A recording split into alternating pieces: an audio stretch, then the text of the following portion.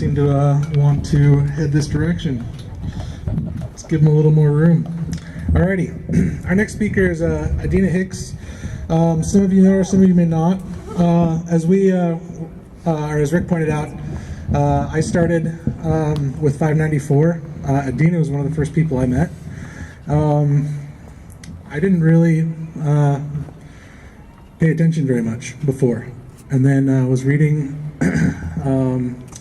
and read through 594 and was kind of appalled at what they wanted to do, and I wanted to help out. And so I found the rally in downtown Seattle, showed up way too early, hung out for a while trying to figure out what was going on as I'm there 3 hours early. And Adina shows up in her car, super frantic, lots of stuff going on, needs her car unloaded, and that's where I got my start. Soon after, Rick showed up with a motorcycle full of stuff that needed unloaded, and here I am. But with that said, I'd like to turn the time over to Adina and let her say a few things. Thank you, guys, and I'm so glad so many of you came out today. I do wish there were more, because I don't think people really understand what's happening here in the state of Washington. So, Chris mentioned 594, you remember that, the Universal Background Check Law, which I was the same way. I mean, I had worked on campaigns before, but when I read 594, I went, oh my gosh.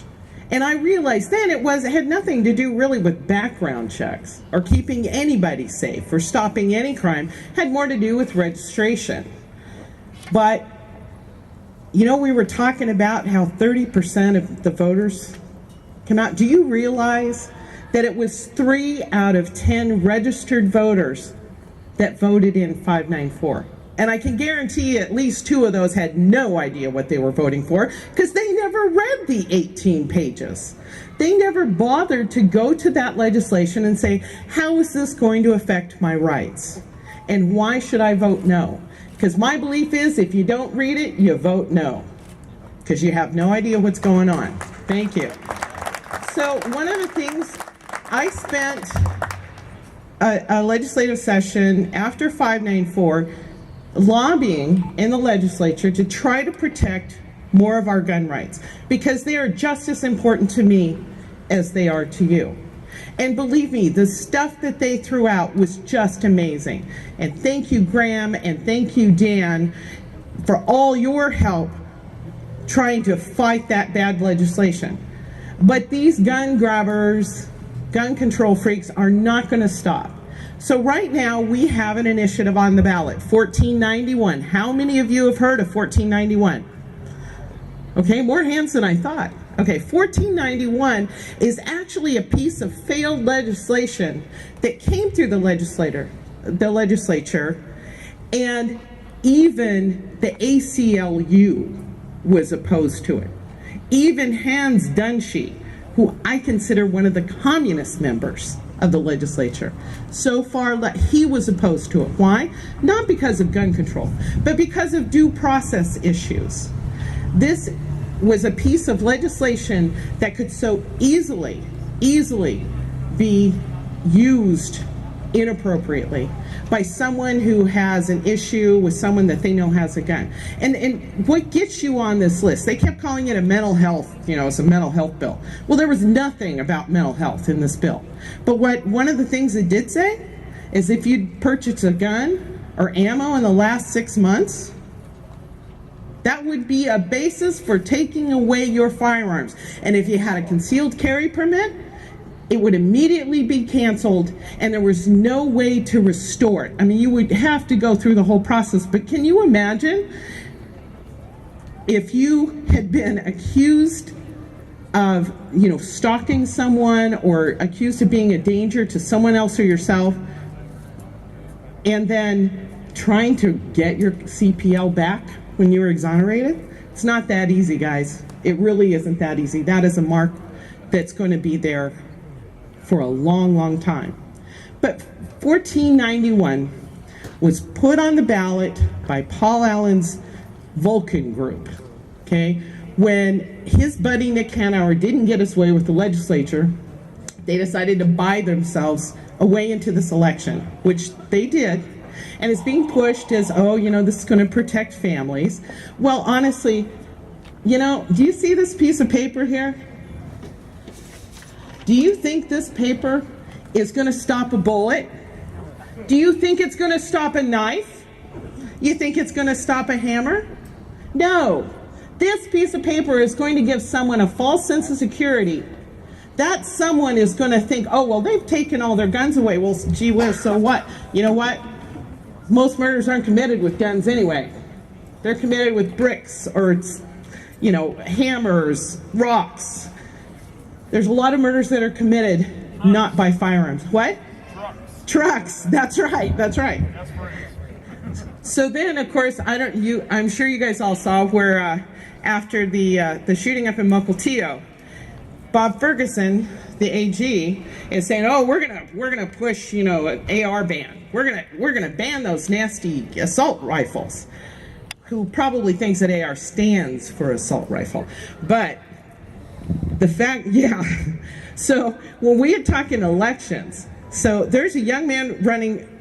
Josh Trumbull is running for Attorney General, and Josh couldn't be here because he had a very important family event. But I wanted to mention Josh because he stood up and he's running against Bob Ferguson, and money is coming from out of the state for Bob Ferguson. We already know where Bob Ferguson stands on gun rights issues. He's very poor, very, very poor.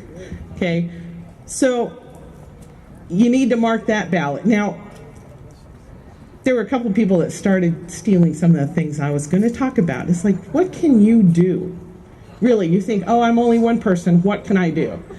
Well, you know what? I thought that at first, when after I read 594 and I called the NRA frantically and I called the Second Amendment Foundation to find out what they were doing, I thought, gosh, no, what can I do? Why aren't I doing something? So every one of you, I'm going to give you a task, and that is, when you're sitting around talking to your buddies and you're talking about guns or people that want to take your guns away, that want to create this false sense of security, which we all know, any place that has banned weapons, okay, yeah, maybe they don't have gun violence, but they have a heck of a lot of other violence. It's all you have to do is look over at the UK, look at Australia. Bad things happen when bad guys only can have firearms, not the good guys. You need to say, are you registered to vote? And if they say no, you say, okay, well, we're going to go to the Secretary of State website and we're going to get you registered to vote. Okay? You tell your friends, you tell your family. I don't care if it's an email, I don't care if you're talking. You say, these are the people I'm going to vote for. You don't even have to say because they're strong 2A candidates. You just say, these are the people that I've researched and I've decided they deserve my vote. Because let me tell you, people, there was an Elway poll in Washington State back in November, and they determined that 44% of registered voters are conservatives, and only 40% were liberals, and then the others kind of fell into some, socially liberal, fiscally responsible, or whatever, some different category. But the fact is, there really are more people who think like you and me, who believe that our Second Amendment right is God-given and not to be taken away by the government, and that want government to be responsible and accountable. There's a lot of us out there. We've bought into the King County controls the statewide vote. Don't buy into that anymore. What King County controls is the ability to get people that do not believe like you and I, to get them out to vote. So now we need to get people out to vote, because we need people to stand up for their rights and to participate in this government. 1491, probably going to pass, guys. Because there's not going to be, unfortunately, the other side has a lot more money. There's not a no campaign this year. And I doubt seriously if people are going to educate themselves. But what we need to do is we need to put the right legislators in here so when that 2-year mark comes, they can get rid of this junk legislation. If they put that AR ban on the ballot, which I think that's what they're planning to do, because it won't pass the legislature, we're going to have to get rid of it with the right people that understand that our Second Amendment right is a God-given right, that the government should not be infringing. You know, I don't understand what part of infringing or impairing they don't understand. But the fact is, they do it all the time. And once they think they can regulate it, then they can take it away. I was just reading, in Georgia, there was a House Bill 731, was last legislative session, and it was to confiscate semi-autos, to confiscate ARs. That's what the ultimate goal is they really do want to confiscate them. So when you're talking to someone, don't argue the facts. We all know the facts. We've heard them all the time. In fact, you know, the fact that well, number one, the fact that rifles are used in murders. I mean, I think there was like 243 across the nation. In 2014, that's the last year the data is available. Okay. Of those, I think there was a handful, maybe 5 shootings that ARs were actually used in. So it's like banning airplanes after 9/11. Okay. I'm sorry, say again? Yeah, I think you're right, but I did see something on Dave Workman that in 2015, I think there were 4 people killed with rifles in Washington State. Right. But, you know, the fact is, you know, people consider ARs ugly guns. It doesn't have that pretty wood stock that your daddy's deer hunting rifle, which is actually more powerful than a .223. Okay, and I see the hook coming here. So anyway, I hope you're going to get out and vote. Be very serious about it. Educate yourself. Educate others. Okay? And remember, one question you need to ask if to someone you want to vote for is, do you believe I have the right to defend myself and defend my family? And have them answer that question. Because it's not about statistics anymore. It really comes down to, do you believe I have the right to defend myself against a bad guy and to protect my family? And see what people's answers are. Because then, if they say, well, of course I believe that, then you can say, well, then let me educate you. And then maybe they'll listen. So anyway, I appreciate you guys all being out here. We have voter registration forms at at the table. We're at an NRA table down there. I've got some fun bumper stickers, some pins. Come by and say hi, and thank you very much for coming. Oh, yeah, and sign up for the NRA. Although I see so many NRA shirts out here, I have a feeling that most of these people are members. All right, thank you very much.